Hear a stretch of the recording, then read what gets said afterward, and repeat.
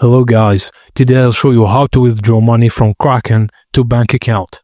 Firstly, sign into your Kraken account, click the withdraw button. Alternatively, you can navigate to the withdrawal page by clicking on transfer on the left hand side of your homepage.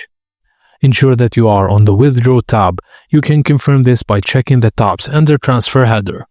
The first drop-down will be pre-populated with your available cash. If you wish to withdraw a different currency, use the search bar to find and select your preferred currency, for example, Euros or USD.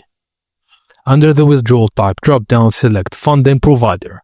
If the only option is available, you can skip this step to continue to step 5. If you are using Etana Custody for withdrawal, follow the specific instructions to Etana Custody. Now all you have to do is to click Continue, fill in your bank account details. All fields are mandatory. Once completed, click Add Bank Account to save the new details. And that's it, you've successfully set up your withdrawal. Thank you for watching, and please don't forget to like and subscribe for more.